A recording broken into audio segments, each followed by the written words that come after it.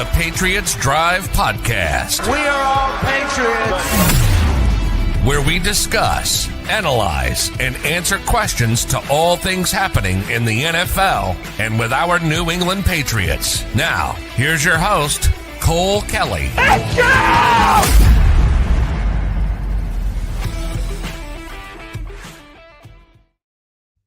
What is going on, everybody, and welcome into another edition of the Patriots Drive podcast.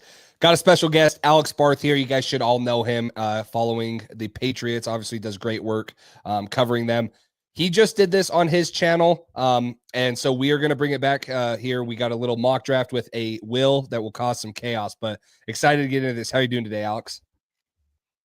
Yeah, this will be fun. I got to credit you. It's a great idea, and it's because ultimately with this, the whole mock drafting is all about is you get ready for it by learning as many different players in as many different scenarios as possible. So on draft night, you kind of have an idea of what's going on and you're not just flying by the seat of your pants. So especially this late in the process where everybody's kind of dug in, everybody has their guys. We've been doing this for so long.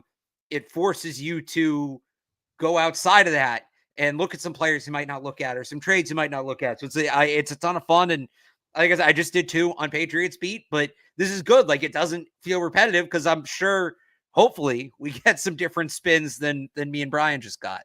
Yeah, and it definitely challenges us, to talk about more players, right? Every Patriots fan has the certain guys that they want to talk about. Like you said, I have favorites, you have favorites and stuff. But yeah, it gets you out of your comfort zone a little bit more talking about things. And honestly, with the Patriots draft history the last couple of years, this might be the most realistic mock draft any of us will do, just because we never know what way they're going to go.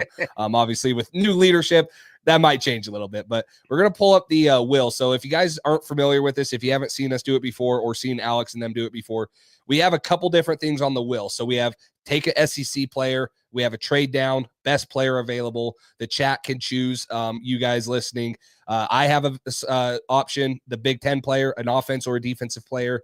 Alex would have an option, Big 12 player, ACC player, or a non-Power 4 player. So how it will work, we'll spin the wheel, whatever it lands on, we'll switch to the mock draft simulator. We're using NFL mock draft database instead of PFF just to get, a little different board and things like that. So we'll be flipping back and forth constantly between some of these. But yeah, it will definitely make for a fun, different mock draft. And you could do 3 or 4 of these things, not saying we will. You could do 3 or 4 and they'd all be different, like you said, because it will just be random every different time. You'll get one where you have to take a non-Power 4 player at pick 4, or you'll get an SEC player. So yeah, let's jump right into this. We're going to spin it. Every time we do spin it, we will remove that category from the will also. That way it can't land on it twice. So we'll get the first spin in right here, see what it lands on.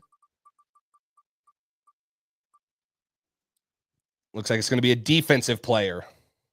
Okay, so now we will flip over to... So no tackle at the top. No tackle at the top, okay.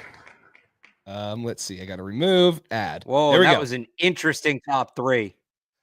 Let's see. So top 3 was Cam Ward at 3. There you go. It was Cam Ward, Shadur Sanders, and Jalen Walker. Okay. Let me ask you this before we get into this. There's been a lot of that's who it was. There's been a lot of rumors lately. I want to ask you this. What's your thoughts on Jalen Walker pick 4 for the Patriots? I know some fans obviously are maybe not with it as much. He's super dynamic, can do a bunch of different things from the defensive side. What would be your thought if he was still available here? Would he have been in conversation for you? If Carter wasn't, yes. Well, realistically for them, I think they're going to debate that. I think what it comes down to is some of the things you're hearing about Abdul Carter, Bob McGinn, Greg Bedard have had some of this reporting that I think the way McGinn put it is he's not a great guy during the week. He's going to go out on Saturdays and make plays on Saturdays, but kind of dogs it at practice because he knows how talented he is. And then his personality, it sounds like maybe isn't what you want it to be either. Obviously, the Patriots have talked a lot about building a culture and the foundation and all of that. It doesn't seem like Carter is exactly a culture guy. So whereas Jalen Walker, by all reports, and look, I'm not in the locker room with either of them. I'm not practicing with either of them, so I don't know. I'm just going off the reports. But based off the reports on Jalen Walker, he's the exact opposite. He's everything you want in that guy you're trying to build around. So I think Carter's a better player. I think that's probably pretty widely regarded. The question is the gap close enough that the intangibles, the character for Walker put him over Carter? If he's I'm just pulling numbers out of my ass here. If Carter is a 8.5 level prospect and Walker is 8.3, just on tape, do the meetings, the intangibles move Walker up to like an 8.6, right? It's that sort of thing. So in that sense, I think he's in the conversation. But for me, they need talent. Part of the reason you build a strong program is so when there are incredibly talented players who maybe aren't who you want them to be personally, you can bring them in and you hope that a high tide lifts all boats and they buy into the culture and you can kind of change their approach. Bill Belichick did this for years. It's a lot easier to do it in a program that's been established for 5, 8, 10 years than it is year one. That's kind of the point of having a strong program. That's one of the pluses is you can bring in a handful of these guys. It's not going to be everybody. You're not going to make it half your roster, but a handful of these guys that you think you can work with. That's the other conversation I'll have to have about Abdul Carter. I think it's going to be really tough for them to pass on Carter if he's not there. For sure. If he's there. If he's not there, I think Jay Walker is right in the conversation with Will Campbell and some of these other guys we've talked about it for. Yeah, and honestly, for the Will spin to get it land on a defensive guy, the 3 best defensive prospects, in my opinion, are still on the board in this scenario. Abdul Carter, Travis Hunter, Mason Graham. Now, we do have someone asking, are we going to consider Travis Hunter as an offensive or defensive player? I think we consider him as both because he's going to do. Me and Brian just did this. Yeah, I mean, you would say he's both. I mean, obviously, he played both in college, but I would consider him a defense here. I'd say he's in play for us. So I would. Well, I mean, this is a dream scenario. So, yeah, really. So for me, like he's a receiver if he's coming to the Patriots. He's going to play some defense, but he's a receiver, right? Would we take?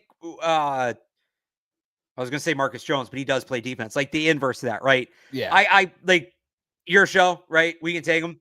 And I actually don't think if the Patriots do somehow get here, which they won't, where Carter, Hunter, both on the board, I do think they would go Hunter. And that's a move I would be okay with them making. You know, if they're going to pass on Carter, there are some situations that would really worry me. If they pass on him for Travis Hunter, I'm not going to lose any sleep over that. That makes all the sense in the world for them. But I think they're doing that with Travis Hunter as a wide receiver. So if we're going to respect the wheel, I would say Abdul Carter is the pick here. But if you want to say Travis Hunter's a cornerback, like I'm not opposed to that. No, I was going to say the exact same thing. Is like the will landed on defense, and as much of a defensive player as Travis Hunter is, will respect it and say, you know, he's in New England system with their specific needs right now. He's probably going to be more of a receiver. So I agree with you. Abdul Carter's probably, he's actually my number 2 prospect. I do like Travis Hunter, but I just don't think you can pass up on an Abdul Carter here because, you know, of how dynamic he is, the twitch, the bend. He's a legitimate 12-plus sack guy in the NFL easily. If he can get his weight up a little bit and he's still so inexperienced at the position, he needs to have a little bit more decisiveness and things. But you can just see the cross chop that he has, his moves and stuff. Like he has just the natural raw ability to be a 12-plus sack guy in the NFL. And that's lofty expectations. Like your praise. You can't say that about many guys coming out of college football. So I agree. Let's do Abdul Carter. Makes the most sense here, especially because it landed on defensive player. So Abdul Carter would be the pick here. So that should pause it, right? In case we have to trade up. Yep. And if we do, let's add this back to the stage. Yep, okay. There we go. If it does land on trade down, we can decide. I mean, I should have probably just put, I'll make that change. We should probably just put it as a trade and we can decide whether it's a trade up or down. I'll do that right now. Let's see if it'll change. There you go. There you go. So we'll spin it now and see. Cause if we would want to trade back up into the first, if that's what it gets to. Looks like it's going to be a Big Ten player. We're going to have to draft a player out of the Big Ten. So we'll let the mock draft simulator run and see who's there in the Big Ten. All right. This is good. There's one guy I have in mind. I hope it's there. I have 2. Are we both talking tackles here? Yeah. Well, the guy I'm talking about is tackle for sure. So, Simmons fell. Yeah. If Simmons falls this far to me, it means his medicals came back with the red flag. So I would pass because I'm not taking a left tackle with a bad knee. I agree, but everything from the combine said he was good. So now, it would have to be a bunch Ursary, of teams. Yeah. Where Right. if So this Josh is one of Simmons those things. is Like this happened 2 years ago with Dewan. Sorry, I was gonna say like this happened 2 years. I think I'm on a little bit delay. I apologize. No, This you're good. happened 2 years ago with Dewan Jones, where like I hyped him up and then he fell, and everybody was like, "Well, why aren't you hyping him up?" Because he fell like 3 rounds beyond where he was supposed to go, and it was like, "Well, somebody clearly knows something I don't, and I don't have access to the medical records."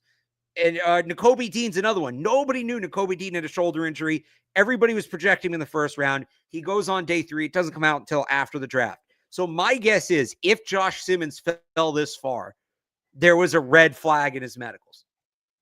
My guess is if he's still on the board here, especially with Connerly and Ursery still there as well and tackle needing teams passing on him, there's something with his knee, or maybe it's something else. And there was a Bob McGinn report too about his approach, him maybe not being the most football focused guy. If all these tackle happy teams or tackle needy teams are passing on him, it's a red flag to me. I'm out too. Tremendously talented, but there's something wrong if he gets to this point.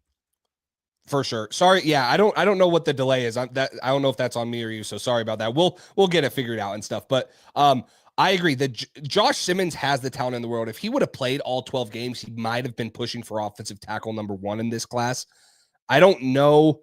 I'm on the same page with you because at the combine, we heard that he had all he checked out, like that it was pretty good, that he was, on pace to return. And everyone wants to say the Cole Strange injury, because it is the same injury, the patella.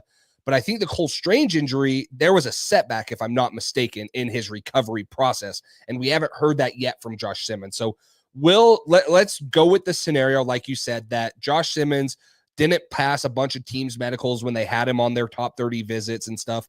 And that's the reason he fell. Probably a little bit of a red flag for Patriots fans. So that's why I got to ask, is Connerly falling this far even a stretch too? Because I think Josh Connerly could be a back of the first round type guy. Like you look at the Chiefs, I think they actually have a better offensive line than some guys are giving them credit for. Maybe they look to go interior D line, but there's always teams at the back of the half of the first round, and even the teams that are above the Patriots in the second round that could use a Josh Connerly type prospect. So is it even a stretch for us to say, hey, Josh Connerly at 38?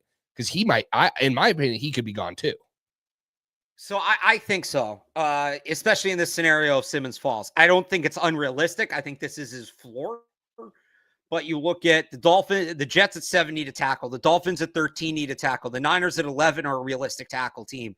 The Texans could be in on a tackle, certainly, with Cam Robinson kind of a 1-year stopgap, and they may see him as a bridge. Did I say the Chiefs at 31? Obviously a tackle team. And then even at the top of the second round there, a team like the Titans could be a tackle team. So he'd have to get through a lot. It's not impossible, but it's highly, highly, highly unlikely is the way I'd put it. I even think Ariante Aristide could end up being a first-round pick, honestly. Yeah. We saw last year all these tackles went around earlier than expected because there's no tackles in the NFL. There aren't enough, and teams are desperate. I don't think that was an anomaly. I think that's going to kind of be a thing as long as the tackle shortage continues. I even think Ursery falling here is a little unrealistic. I'd like to see them get aggressive and move up, but I'm okay taking Connerly here. I don't think that's the most ridiculous thing. But if we want to try to be a little more realistic, I think the pick would be Ursery. Yeah, let's take Connerly. I agree with you. I think there's a way that he could fall. He's not as polished as some people think, right? But he has this high upside, great feet, super athletic. And the thing about these 3 guys that I think they probably won't be on the board here, again, we'll respect the board in some way. I think that there's a way they could fall, but a lot of the top tackles, I mean, we're talking about Will Campbell, right? Because of his arm length. Wyatt Milam was a great tackle, and he would never be in consideration here. But the length issue this year, even with these guys, they don't have elite length. They're all under 33.5-inch arms. So it's like they're not pushing the 34.5 like elite length arms that some of these offensive tackles have. So, these guys will probably be a little bit more hot commodity because they actually have NFL measurables at the offensive line position. But yeah, let's respect the board a little. Say, hey, yeah, Josh Simmons has bad medicals right here. That's why he fell. Let's go with Josh Connerly, even though it might be a little bit unrealistic, but I still think it is a good pick for the Patriots. This would be a great start. I mean, if you really want the length in the Big Ten, we could go with Holland Pierce, but he doesn't nearly have the skill that those other guys do. No, he could be a 4th-round guy that you would take a chance on. So, okay, let's go back to the will. Let's see if we get a trade scenario. Of course, we will remove the Big Ten players, see what we get now. Okay, we're going to get our first offense. Well, we just took tackle. We're going to have a chance to take another offensive player here. Maybe it's a skill guy. So we'll let the board run, and we will see who's available on the offensive side of the ball once we get there.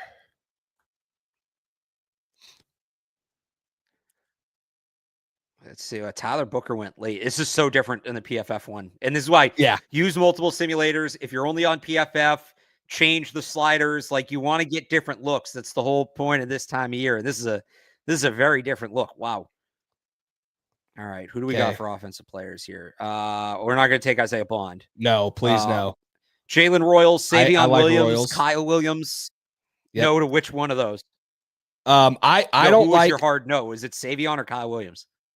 No, it was Savion or Isaiah Bond.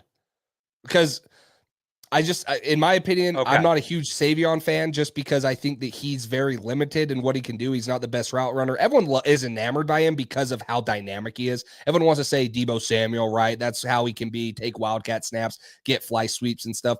I don't think that's what the Patriots want out of their receivers. I really like Jalen Royals. I'm familiar with Utah State, being close to them. I think that he's been really productive. He has great burst off line of scrimmage. He's good in and out of his breaks. But then I think Kyle Williams gives you yard after the catch ability that a lot of guys can't give you. So I would be fine with Royals or Kyle Williams. I'm not a fan of Savion Williams or Isaiah Bond.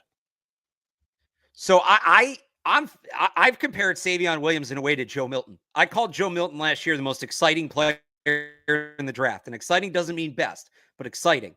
I feel the same way about Savion Williams. He's going to go much higher. I'm fascinated by him as a player. I really am. I'm so curious to see how he's going to be used in the NFL, but I'm also perfectly comfortable watching that from afar. I don't need the Patriots to be the one. If it is them, they're the ones figuring out that puzzle. Great. We'll go on the roller coaster ride. But like, if some other team figures him out, I'm not going to kill the Patriots for not taking him, because that's a whole gamble that I don't think they need to make right now. So I really like Savion Williams. I'll be perfectly happy watching him on another team. So those are the receivers. I do like Marcus Mabeau. Gives you, potential long-term right tackle, can also play snaps at guard. Who else do we have on offense? Not a big Harold Fannin guy. No. Probably a little early for Terrence Ferguson. If we want to get aggressive and go running back, we're at 39, right? Dylan Sampson at 39 to the Patriots make so many ads. 39 to the Patriots for Dylan Sampson makes a ton of sense. And then Cameron Williams, a guard too. Wyatt Milam maybe gives you some guard center versatility. Ozzie Trapillo, if we want to try to get that future right tackle in the building. There's a couple of different places we could go. I kind of like Dylan Sampson here. And then we see if one of Royals or Williams falls. Yeah, I mean, receiver is going to be the one everyone wants. I agree with you. I think Dylan Sampson, especially with what Josh McDaniels and what we've been hearing the last couple of weeks, is like, hey, they want to get like that James White roll back in. Dylan Sampson is super explosive. Like, I think he was like a 10-3 guy in the 100-meter in high school, like elite level track speed. Obviously was only like a 1-year guy for Tennessee, but super explosive, catches the ball out of the backfield very well. I think he could fit in this offense, especially with Josh McDaniels back, very well. So I agree with you. I think that this makes a ton of sense for Dylan Sampson right here at this spot. I would have looked like if Mason Taylor was still on the board, he would have been a tight end I would have liked, but I agree with you. I'm not a huge fan. I think that he would be pretty similar to Jaheim Bell. Obviously he had a better season than Jaheim Bell in college, but still just like a more of a route runner H type back that's going to run slide routes and can stretch the field vertically. So I would say Dylan Sampson. I like DJ Giddens also as a true running back, not as more of a pass catcher. So I don't know if he really fits. RJ Harvey's another guy, but this is too early for RJ Harvey, in my opinion. So I would say we decide between Dylan Sampson or Jalen Royals right now. And I'm totally fine Dylan Sampson because I think that they are going to want to get a running back in this offensive scheme. Yeah. I also think like we may rank them differently, but we both like Jalen Royals and Kyle Williams. It's only not 8 picks. Yeah. I like the odds of one of those. Maybe we don't get the choice, but I like the odds of one of those guys falling 8 picks. Agree. Whereas after Dylan Sampson, there's a much bigger drop off at running back, right? So let's grab Dylan Sampson when although the wheel has to let us take one of those receivers, I guess. That's I forgot true. This is a wheel draft. So let's we'll see. Let's see. Maybe it will be good for us. Let's see what we get here. Back to the wheel.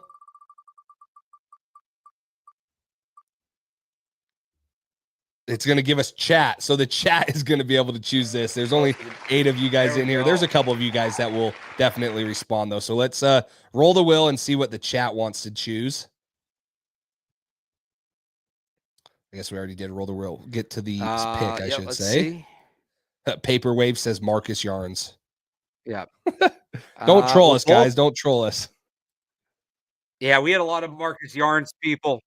A lot of Marcus Yarns people in the last chat, I think, when me and Brian were doing it. We got Dylan Sampson, so I know about that. Royals and Kyle Williams are still here, and Savion. Yep. Marcus Mabo is still here. Jared Wilson, if we want to maybe add a future center. Harold Fannin, Terrence Ferguson, Wyatt Milam, Ozzie Trapillo. There's a lot of good picks on the board. Princely Human Miel, and this is probably not realistic for him. Femi Oladejo, Kyle Kennard would be good picks here. Andrew Makuba would be an awesome pick here. Yep. Darian Porter, I like on the outside. I do too. What do you guys think? I don't know how you usually do it with the chat. We usually do like a poll to 5 replies. Yeah. Trapillo? Yeah. Paperwave says Trapillo. You could do that. Yeah. Well, I think you actually have to go onto YouTube. You can't do it through like StreamYard or whatever. You have to go onto YouTube and be logged in and do it. So Maryland wants to see who's at left tackle, even though we already took Josh Connerly. So I mean, if you're looking more, we already have a left tackle. Yeah, we took Connerly. Yeah. I mean, if you're looking, what's your opinion on Jonah Savanaia? Obviously tested pretty well. He's a swing guy. I think he has the arm length. Obviously, it's 34 inches plus. I think that he has the ability to play tackle. He's better as a guard, but do you like him as like a swing right tackle, possibly interior offensive lineman? Because I know he's still available. I do. I think I like Marcus Mabo better. Okay. They're similar players. Oh, Mabo went. So did he go? Where'd we go? I didn't think he's probably, interior. There we go. No, they're both still here. I think I like Mabo better. Yeah, he just, plays with I think he's a little more NFL ready on the inside, if that makes sense. I would take either. Again, I think they're very similar players. I kind of view them similarly. We're like, all right, they're going to give you some guard and maybe down the road, like whenever Morgan Moses is done in a couple of years, maybe Mabo probably has a little more tackle upside too, which I like. But that's where I'm at. Okay. And I mean, if you want like a swing tackle, it'd be Trapillo, but I don't think he's ever going to start on the left side.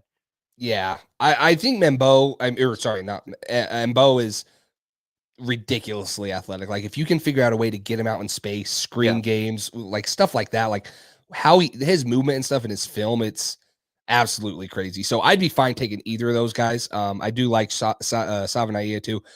Chat, you guys, this is you guys. So we have a couple saying Kyle Kennard or Princely. Someone said Jonah Savanaia.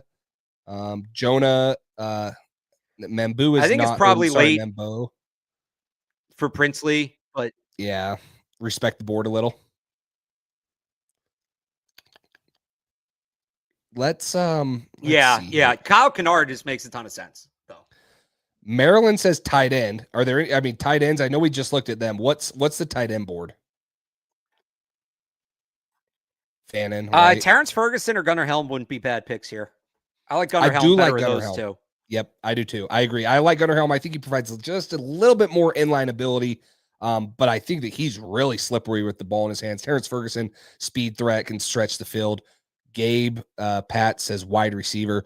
Let's do this, okay? We're getting a ton of different ones. So type a 1 in the chat if you want an offensive player. Type a 2 in the chat if you want a defensive player. And then from there, we'll split it up. So we need whatever we see the most of. 1 for an offensive player, 2 for a defensive player. And then we'll get more into specifics there. So looks like Gabe says 1. Paperwave says 1. Maryland says 1. That's 3 1s. That might be win. Light Shadow says 2. See if the defensive fans can make a push for it. Nelson says 1. No, here comes the offense. Yeah. Okay. Well, let's look at offense. Okay. So, I mean, top guys for me, Jalen Royals or Kyle Williams at the receiver position, or I agree with you, probably looking at a Ozzie Trapillo or a Marcus Mbo for the offensive tackle position. So maybe out of those four, chat, if you guys, Jalen Royals, Kyle Williams, Marcus Mbo, or Ozzie Trapillo, who would be your pick out of those four guys? We could throw Savonai in there too. Or Savnaya. There you go. People like We're pretty much deciding between like an interior offensive line. Ozzie Trapillo is more of a tackle. Maryland wants a tackle. Okay. Yeah. Any other ones? Take the tackle, I would think, is about Trapillo. Yeah. Royals deserves more love. I think he's better than Jalen Knoll and Kyle Williams. Paperwave says Jonah. Gabe says Jonah. Light Shadows, did we get a kicker yet? No, we do not have a kicker yet. Paperwave's versatility. Light Shadows, LOL. I think they should just sign Matt Gay. I don't know that they need to draft a kicker. True. Gabe says Mbo is overrated. I don't know about that one, Gabe. Okay.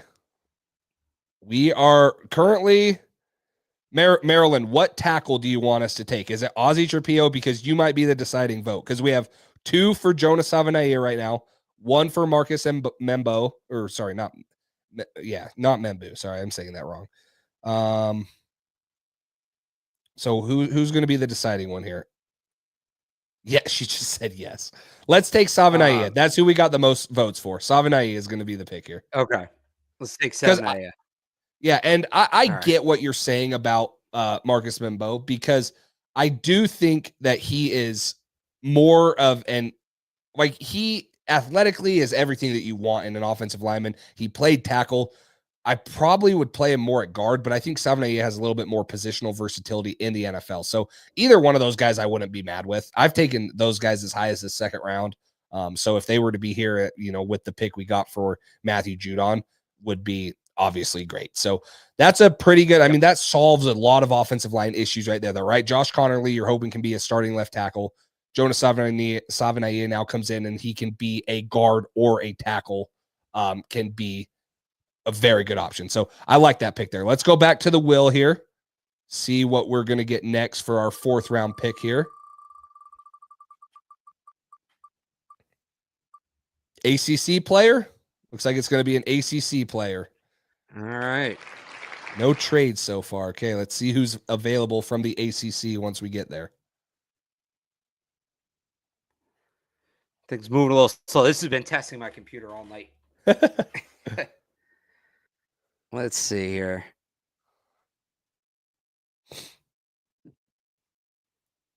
All right, we've got, if we want to go with another running back, Damian Martinez. We had some holy ball to Samson with some speed. Xavier Restrepo, get a slot receiver. Not really any tight ends. Anthony Belton, if we want to add, another true tackle, potential swing tackle. What else? Aeneas Peebles, if we want a defensive tackle. Ooh, I love Aeneas Aston Peebles. Gillott off the edge. Give us like a kind of pro-ready edge rusher. Barrett Carter at linebacker. I like that. Versatile linebacker. Quincy Riley at corner. And yeah. So that's there's some good options there. Yeah, I think the top 2 for me is going to be Aeneas Peebles. I like Peebles. I think that he gets to the quarterback. We know his limitations, right? But in the 4th round, his size and stuff, his pass rush win percentage, things like that, how he gets to the quarterback, how he wins, I think is a huge changeup compared to like Milton Williams and Christian Barmore, even though they can get to the quarterback. They're just different body styles. He presents a different type of challenge. And then I also really like Barrett Carter too. I don't think he's worthy of like a day 2 or a day 1 pick, obviously, but I think that Barrett Carter can give you something with his range, his athleticism in this Mike Vrabel type of defense. So those would be the 2 I'm deciding from. Is there anyone else that you would feel strongly about of the guys that you listed? Sorry, who you were cutting out? Who did you have after Peebles? Barrett Carter. Sorry,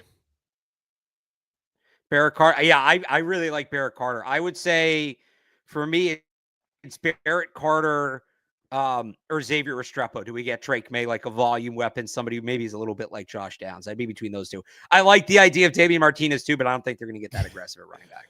So I'd say I'm between Carter and Restrepo. So since we both have Carter on our lists, I think that makes it Carter.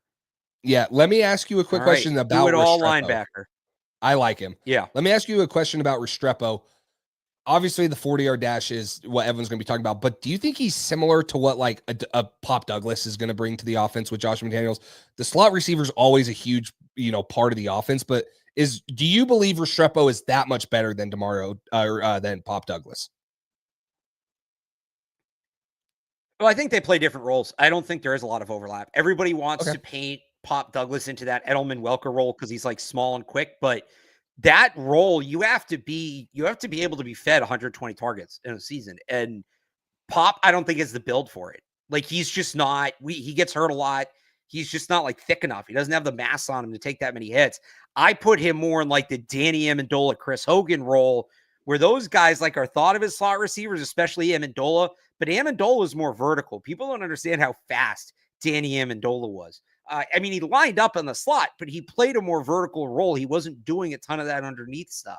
So to me, like that's how they'd split up. Restrepo's a guy, he doesn't have a ton of speed, but you can feed him targets and he's just going to eat over the middle of the field. And then you're setting that up where you're bringing the defense in on him. Now you have a guy like Pop Douglas running to the intermediate and third levels and using that speed and quickness to create separation there. So I think they actually complement each other really well. I can definitely see that because I think Xavier Restrepo just has the ability to get open in multiple ways. He doesn't just win with smarts. He doesn't just win with athleticism.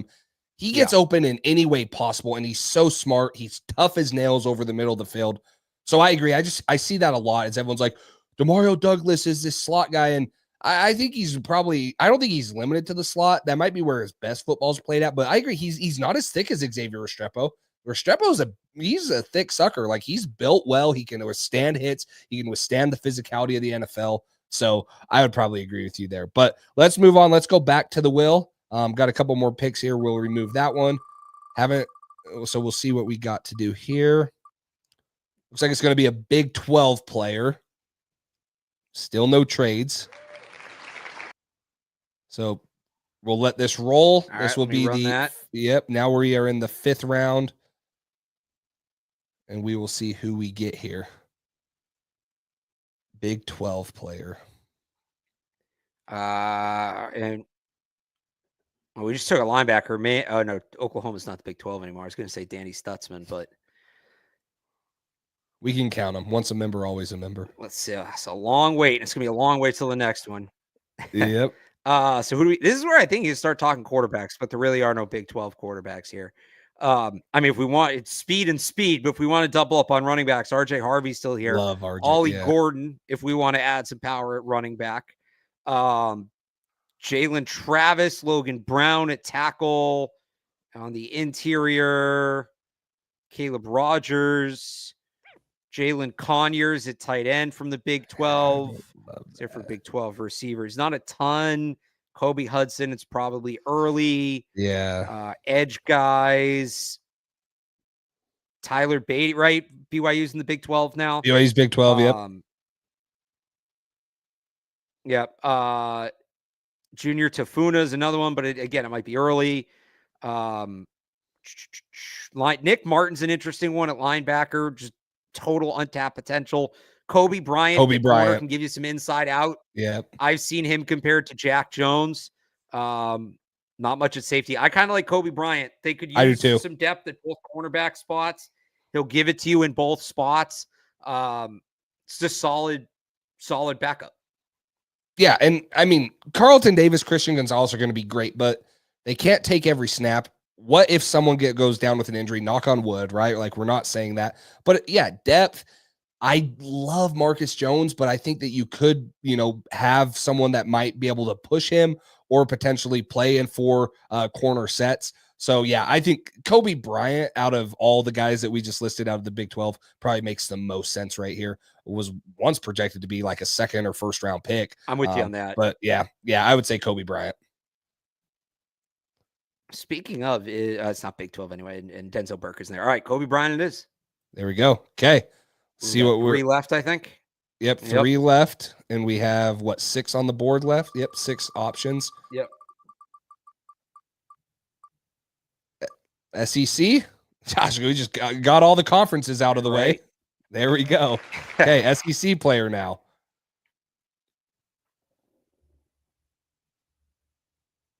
And this is the pick we got from the Cowboys. This is the Joe Milton pick, correct? 177. Yes, this is the Joe Milton pick. So, if they want to replace him as the backup quarterback, we could take Brady Cook here.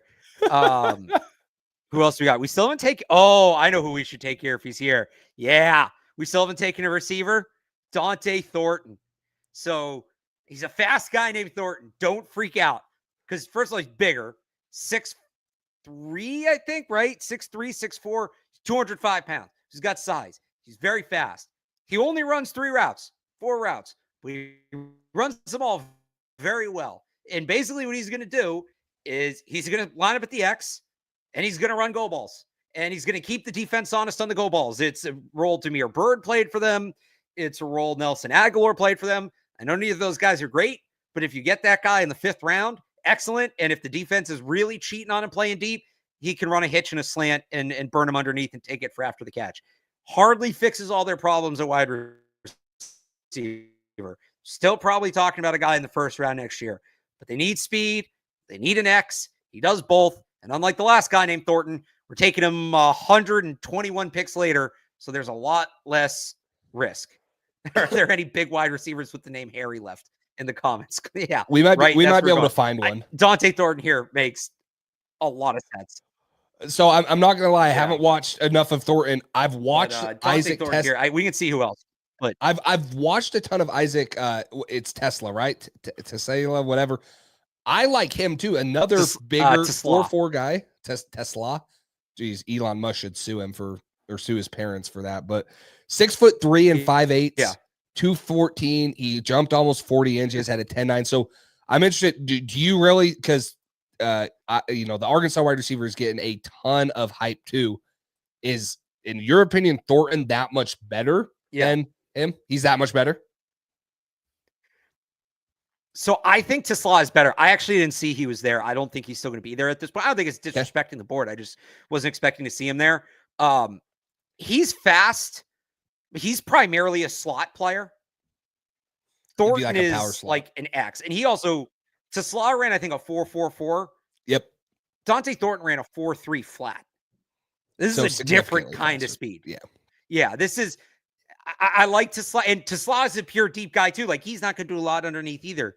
The ideas I think you would kind of work on his underneath game, and what you're building towards is Jacoby Myers. It's not an immediate comp. That's what you're building towards, but they need some speed, and yeah, I just, it would be a fun pick here. It's where my brain went. Honestly, I like Tesla. Probably should have gone there first, but I was just thinking Dante Thornton gives you some juice on the outside.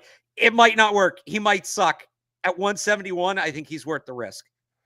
I think any receiver the Patriots draft, people will believe that they suck until they actually see them be productive. So it doesn't matter who we're drafting. Especially if it's a fast guy named Thornton.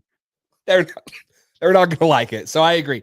I haven't watched enough of Thornton to actually throw in my input there. I obviously got on Tesla just because great combine, and a lot of people were kind of hyping him up as, a fourth, fifth round pick. So I'm fine with either. If you think Tesla is better, I'm fine going there. But if you want to add 4.3 speed, people don't realize it's 4.3 and 4.44. Yeah, it seems relatively close, but like that's different type of speed too. Not many dudes in the NFL are running in the 4.3s. And so I'm fine with either one of those guys. I think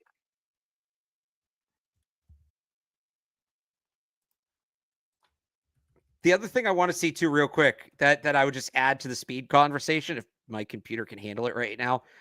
I believe Thornton's 10-yard split was significantly better. So a guy that's it's not just long speed, a guy that's going to get out of the blocks and go.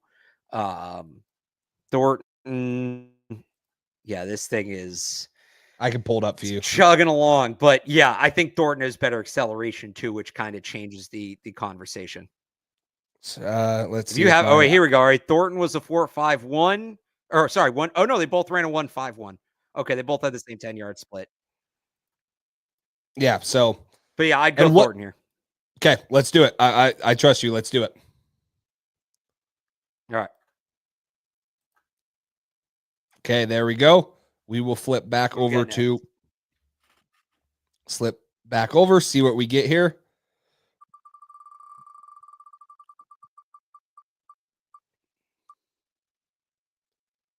Which one?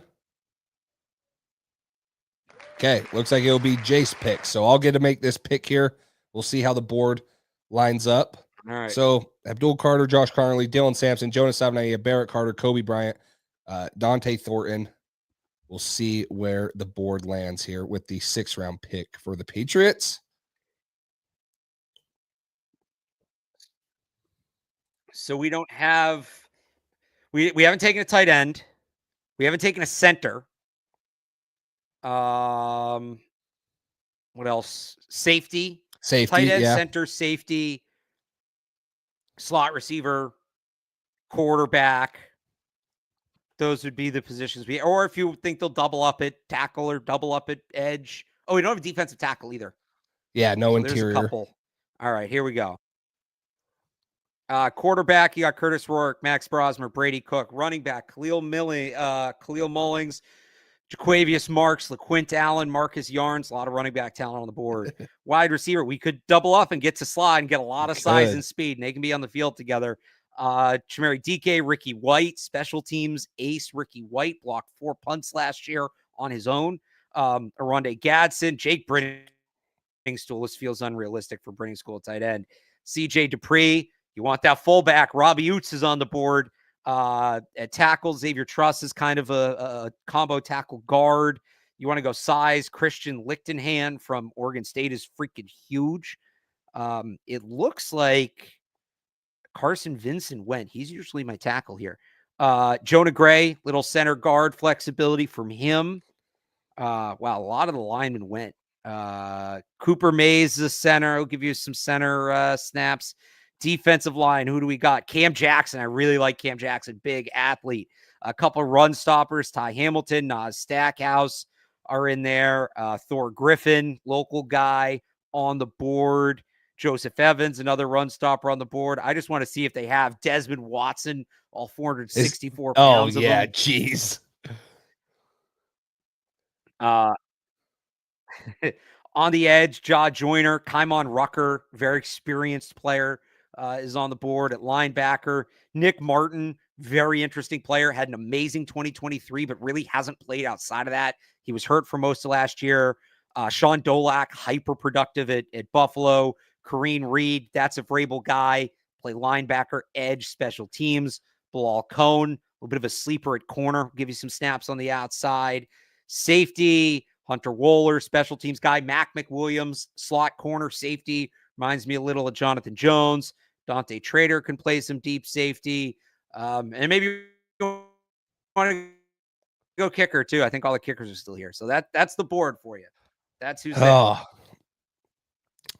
Yeah, I mean, that was Tesla's obviously interesting because we were thinking of taking him at 171, and now we're sitting here at what is it, 220 or something? And Tesla's still on the board. Size, speed. Yeah, I'd be shocked if he's here at this point. Yeah, that's the other thing is I was gonna say, gosh, it's probably a little bit more of respecting the board at this point. Go back to D-line, interior defensive line. Yeah. Cam Jackson, Howard Cross, Ty Hamilton, Nas Stackhouse, Tafuna, Barrow, Tonka Hemingway, Tim Smith, Yaya Black, Zeke Biggers, Thor Griffin, Elijah Simmons, Joseph Evans. A lot of defensive, a deep defensive tackle draft. There's a lot of good defensive tackles in this draft. It honestly, I'm trying to think of. I don't. Someone's wanting tight end, center, or tackle depth. I don't. The center. Okay, go to interior offensive line. Go to interior offensive line because the one guy that Joshua Gray is probably your best bet at center. Do you think that Willie Lampkin, just because of his size and stuff, is just like a non-draftable player?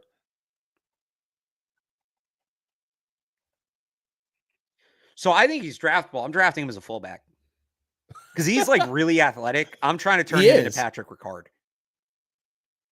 I'm serious. Like I'm not playing him on the line. I'm using his athleticism and I'm turning him into a fullback.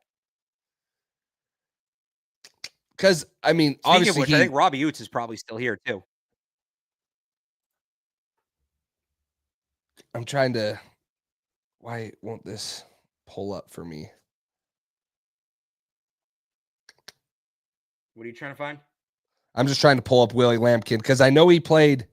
I mean, 5'11".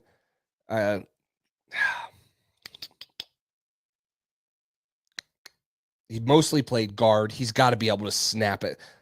Let's make it fun. I want to take Willie Lampkin because I think he has really good film. Like you mentioned, he's super athletic. He has fun film.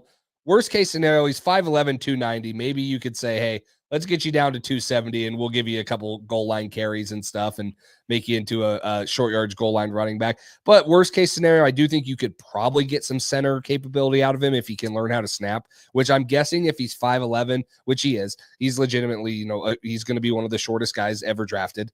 I think that he has the ability to play center if you needed him to. But yeah, let's take Willie Lampkin. I think it's a kind of a fun little pick there.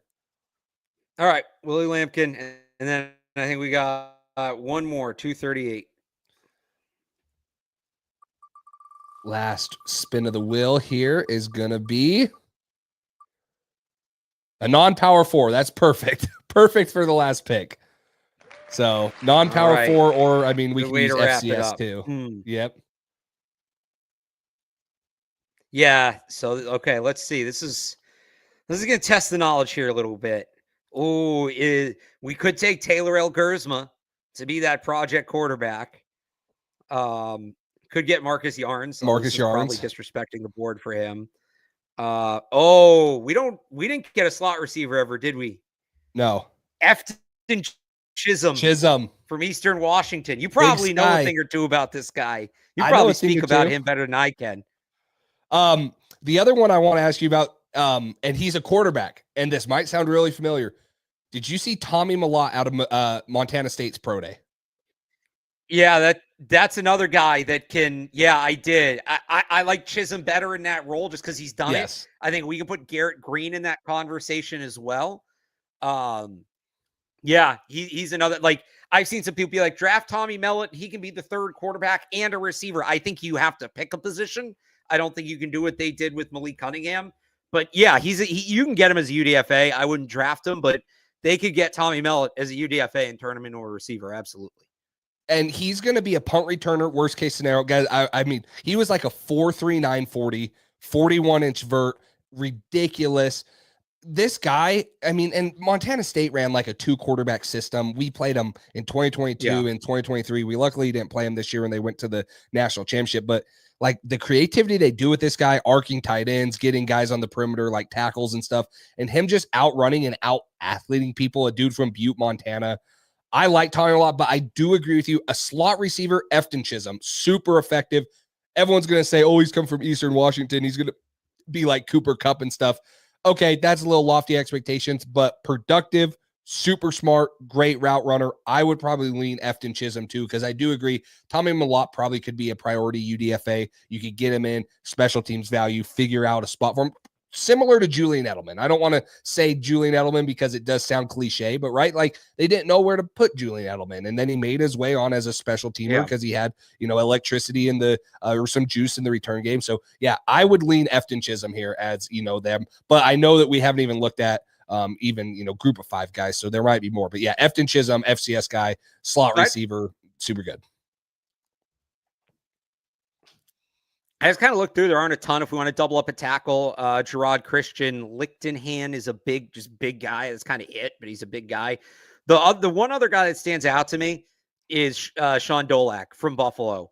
Yeah, undersized, not the most athletic guy, but he had 140 tackles, I think, 2 years ago, 160 last year. Team captain, walk on to All-American at Buffalo. Like he's going to be a special team stud. He might play a little linebacker, and everything about his makeup screams Vrabel. So It's kind of the old versus the new, right? Afton Chisholm is the guy that Belichick takes and turns into that slot guy, but that is McDaniels who's here. Whereas Sean Dolak, that's the guy Vrabel's going to take and hold him up as an example to the locker room. Like, you all have to work as hard as this guy because he was a walk-on at Buffalo and he became an All-American and he's playing in the kicking game to be here and that sort of thing. Have you, is Chandler Martin from Memphis available? He's a linebacker. Have you watched him? That's another one. I have not honestly gotten to as much of his tape as I probably should. He's also, oh no, he's available. Okay, so the two linebackers that I love right here, obviously Sean Dolak. You like him? I like Jackson Woodard from UNLV, Mountain West Defensive Player of the Year, flies around, makes plays.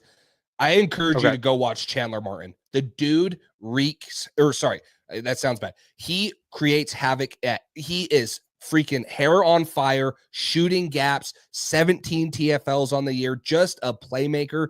I think he's another guy that I really like as a linebacker too. So I actually probably like Chandler Martin more than Sean Dolak. I actually did have him ahead in my linebacker rankings. So I do like Chandler Martin just because I think athletically and like burst to the ball and ability to track down guys, I liked him better. I don't think he's as stout as Sean Dolak, and he's not, going to have, obviously the story and things like that. But I encourage you to go watch Chandler Martin. That dude's a fun watch. Worst case scenario, he was East Tennessee State University, ETSU in the FCS, played there for 2 years, then went to Memphis. He's fun. He's a fun linebacker to watch, and he'll be a guy that will fly down on special teams and make plays too. So for me, Efton Chisholm, Chandler Martin, or Sean Dolak, I'd be fine either way. I mean, I know we already did take Barrett Carter as a linebacker, but the other thing about linebackers is like their special teams value. Everyone overlooks that about that position is like that's the most commonly used body type in special teams. So you can never have enough guys like that. So I'd be fine with either of those guys, Chisholm, Martin, or Dolak. So who do you think? What do you think is more important? Let's have some fun with it. Yeah, I was going to say, let's go Chisholm. Yeah. All right, I got to find where he went. He wasn't this low, was he? No, yeah, he's right there. Yep. All right, there you go. There you go. So it's Abdul Carter, Josh Connerly, Dylan Sampson, Jonah Savanaia, where'd it go? Barrett Carter, Kobe Bryant, Dante Thornton, Willie Lampkin, Efton Chisholm. That's the draft. They gave us an F on the Efton Chisholm one. That's funny. 7th round pick getting an F grade. That's that explains it. Those grades never know what they're talking about. No. Yeah. We didn't make any trades. It's pretty good for no trades. So let's see. I just removed it. So you didn't get to make a pick. We didn't have to trade, and then we didn't have BPA, best player available. So I mean, we didn't have to do some of those things. And yeah, I mean, I agree, Boston GM. It makes it for a fun late rounds. Like I would say it wasn't as crazy as some, that you could have, right? You could have got a non-power 5 player and at pick 438, and it might have made it a little bit more difficult. But I think it was a good mix of Ashton Genty. There we go. I thought it was a good mix of like realistic, like it had some realistic to it, but it also had some craziness that you had to stray from maybe the common pass. Not Abdul Carter or Josh Connerly, because those guys would be great top 2 picks, but later in the rounds and stuff, it tested some of us and things like that. So I thought it was good exercise, made it fun, and hopefully you guys enjoyed that too. Yeah, I had fun. Yep, for sure. So we appreciate you guys coming on. Alex, I appreciate you coming on always. I mean, you guys all know there's people in the chat. He is definitely if not the top, one of the top Patriots content creators, like reporters, always accurate information, things like that. And he's actually fun to listen to, unlike some Boston media that I feel like hate the actual teams and just get paid to talk about things. So appreciate you coming on, man. It means a lot that you are willing to do this. Of course, guys, make sure you follow him, Twitter, Instagram, his podcast. It's CNLS and, him and Brian, how they do that. And so really appreciate you coming on. You got anything to say before we wrap it up? I think that's it. Check out 98.5thesportshub.com for more content. For sure. Yeah. Draft season's coming up. It's the 11th today. So, or it's 2 the weeks 10th from today. today. So a week from today. I was going to say 14 days. So 2 weeks from today. That's going to be awesome. So appreciate all the support, guys. Make sure you guys subscribe to the Patriots Drive podcast. Like this video, comment down below your thoughts on the mock draft. But until next time, we will see you guys later. Thanks for listening to this edition of the Patriots Drive podcast. Follow us on social media to stay up to date with all things New England Patriots. Make sure you tune in to the next episode and check out patriotsdrive.com for more great content. We're on to Cincinnati.